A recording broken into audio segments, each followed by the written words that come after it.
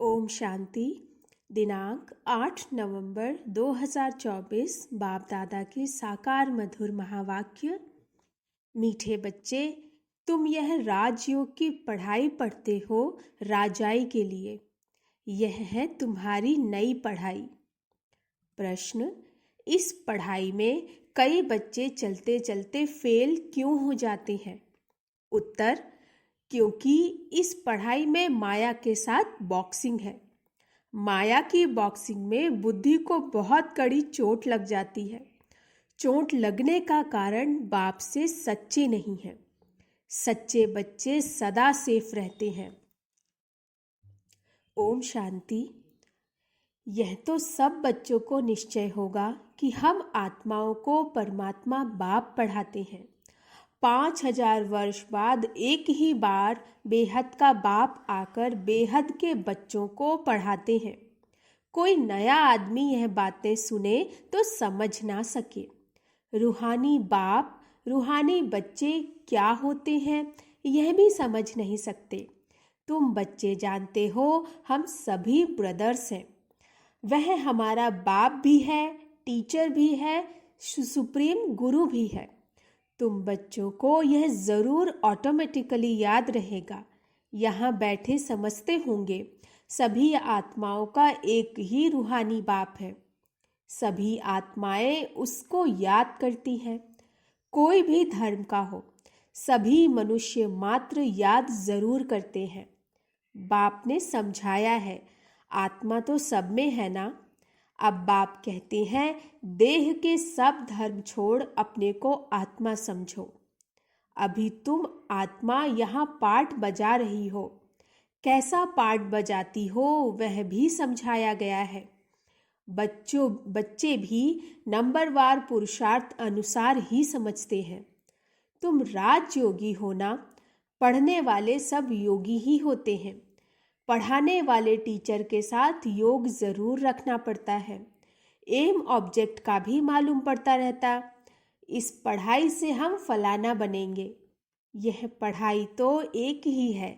इनको कहा जाता है राजाओं का राजा बनने की पढ़ाई।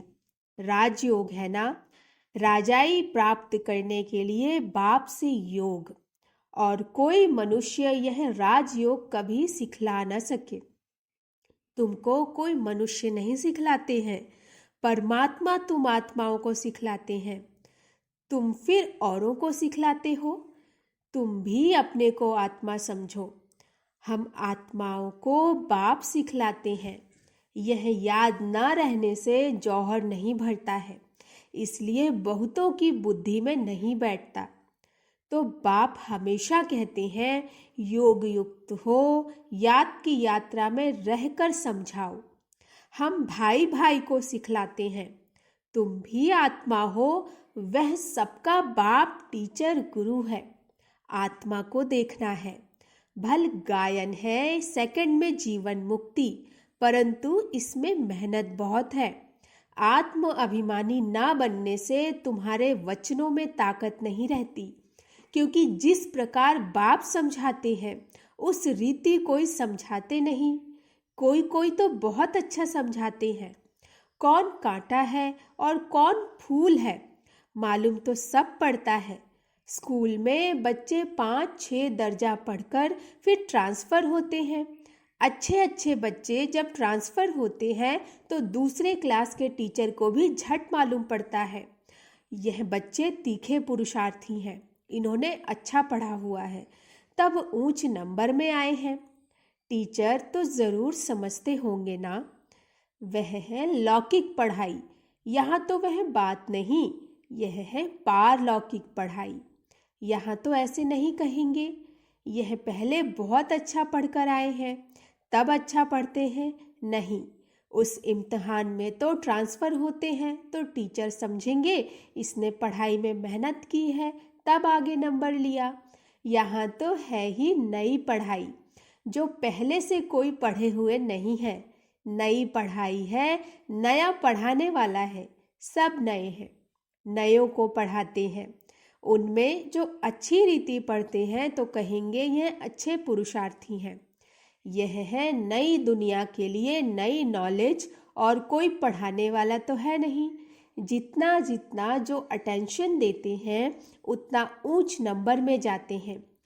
कोई तो बहुत मीठे आज्ञाकारी होते हैं, देखने से ही पता पड़ता है यह पढ़ाने वाला बहुत अच्छा है, इसमें कोई अवगुण नहीं है।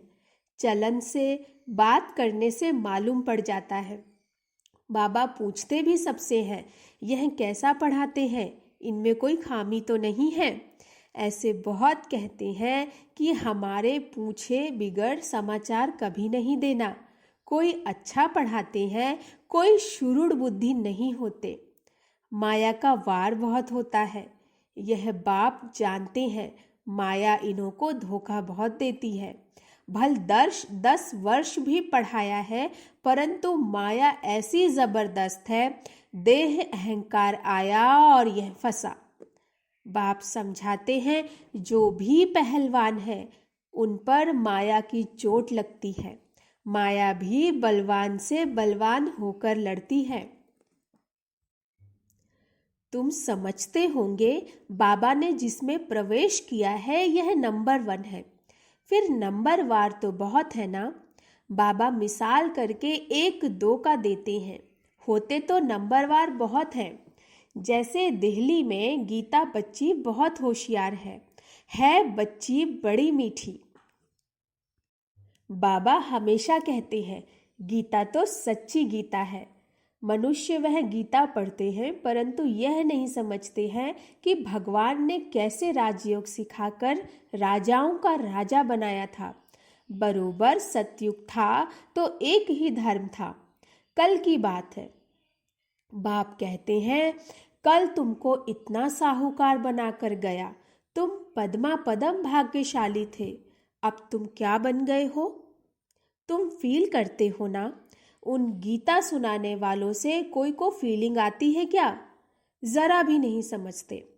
ऊंच से ऊंच श्रीमद् भगवत गीता ही गाई जाती है। वह तो गीता किताब बैठ पढ़ते व सुनाते हैं। बाप तो किताब नहीं पढ़ते। फर्क तो है ना।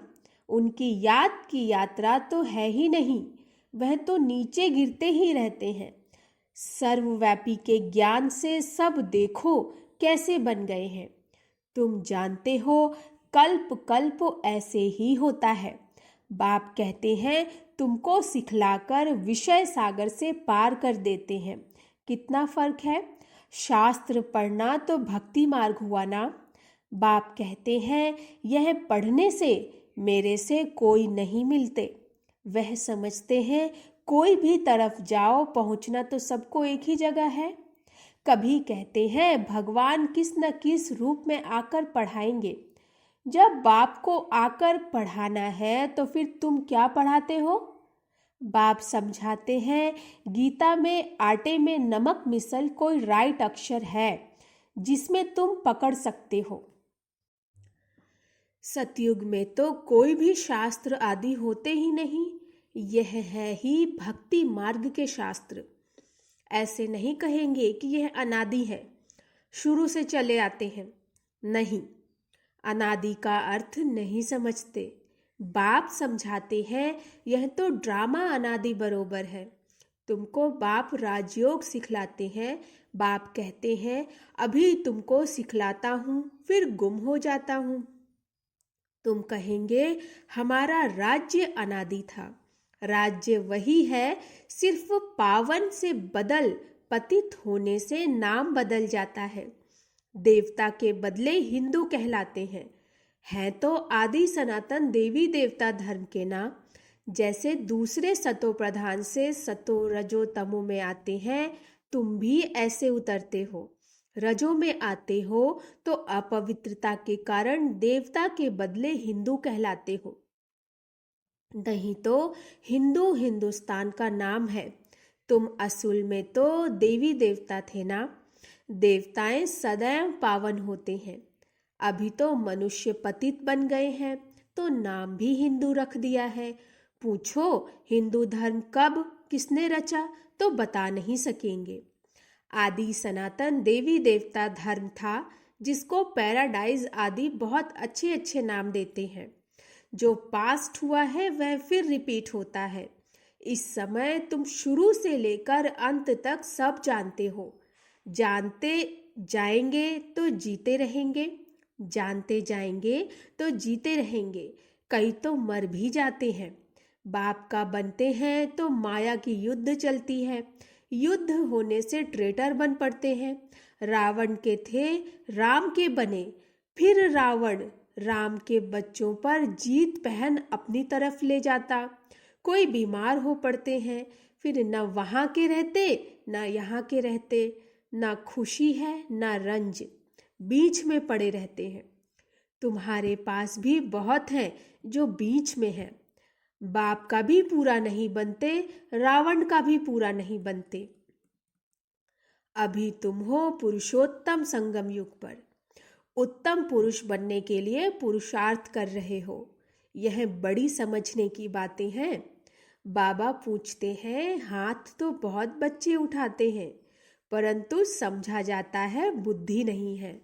भल बाबा कहते हैं शुभ बोलो। कहते तो सब हैं, हम नर से नारायण बनेंगे। कथा ही नर से नारायण बनने की है। अज्ञान काल में भी सत्यनारायण की कथा सुनते हैं ना, वहां तो कोई पूछ नहीं सकते। यह तो बाप ही पूछते हैं, तुम क्या समझते हो? इतनी हिम्मत है? तुम्हें पावन भी जरूर बनना है।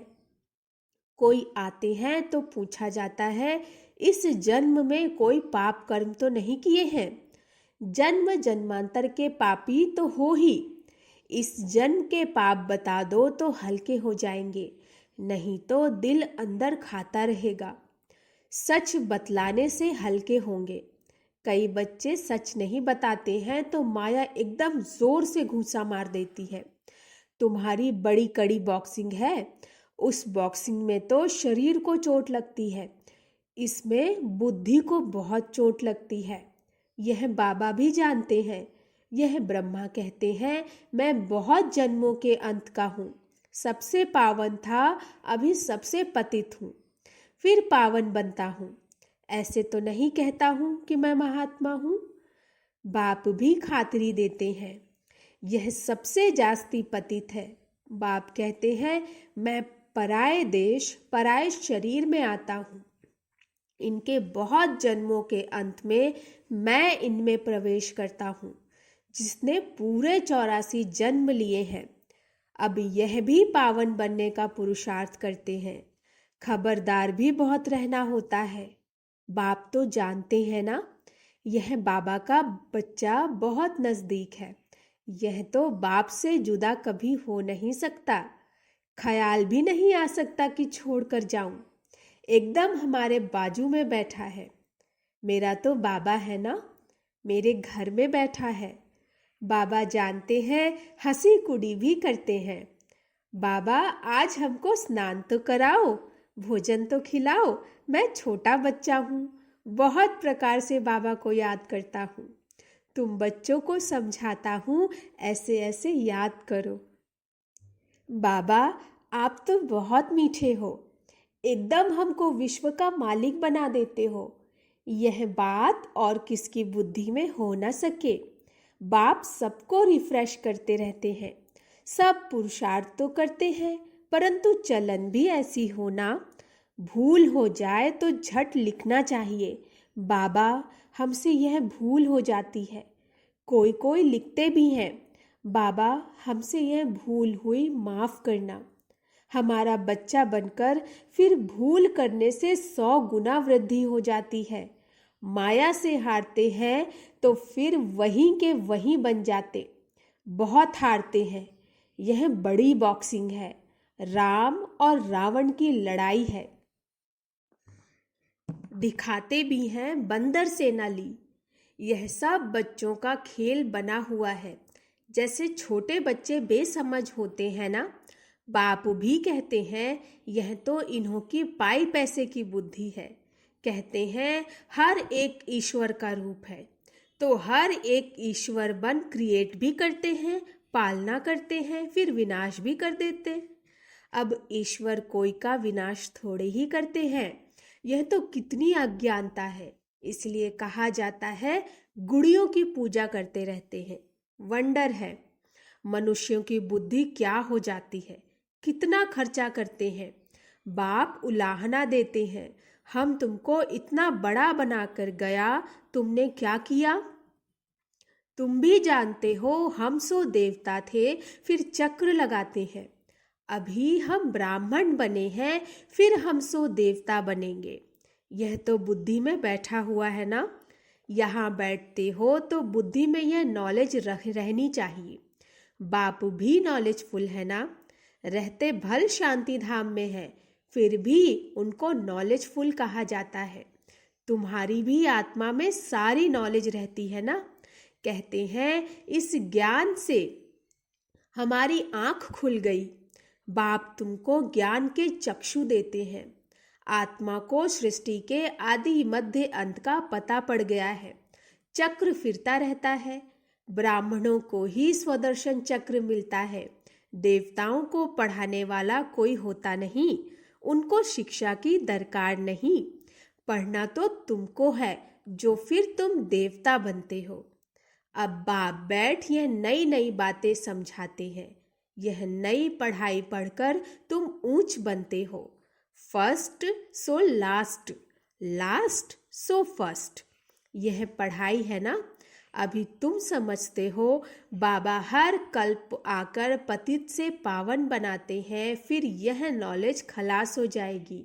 अच्छा, मीठे मीठे सिकिलधे बच्चों प्रति माता पिता बाप दादा का याद प्यार और गुड मॉर्निंग। रूहानी बाप की रूहानी बच्चों को नमस्ते।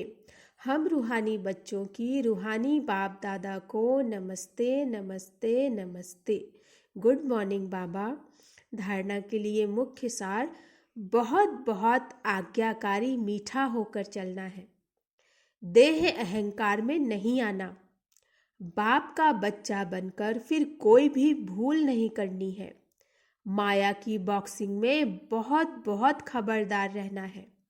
दूसरा, अपने वचनों अर्थात वाक्यों में ताकत भरने के लिए आत्म अभिमानी रहने का अभ्यास करना है। स्मृति रहे, बाप का सिखलाया हुआ हम सुना रहे हैं तो उसमें जौहर भरेगा। वरदान, अविनाशी नशे में रह रूहानी मजे और मौज का अनुभव करने वाले ब्राह्मण सो फरिश्ता भव। अविनाशी नशे में रह रूहानी मजे और मौज का अनुभव करने वाले ब्राह्मण सो फरिश्ता भव। आप ब्राह्मण सो फरिश्ते देवताओं से भी ऊंचे हो। देवताई जीवन में बाप का ज्ञान इमर्ज नहीं होगा, परमात्मा मिलन का अनुभव भी नहीं होगा। इसलिए अभी सदा यह नशा रहे कि हम देवताओं से भी ऊंच ब्राह्मण सो फरिश्ता हैं। यह अविनाशी नशा ही रूहानी मजे और मौज का अनुभव कराने वाला है। अगर नशा सदा नहीं रहेगा तो कभी मजे में रहेंगे, कभी मूंझेंगे। स्लोगन, अपनी सेवा को भी बाप के आगे अर्पित कर दो, तब कहेंगे समर्पित आत्मा। अपनी सेवा को भी बाप के आगे अर्पित कर दो, तब कहेंगे समर्पित आत्मा। अच्छा, ओम शांति।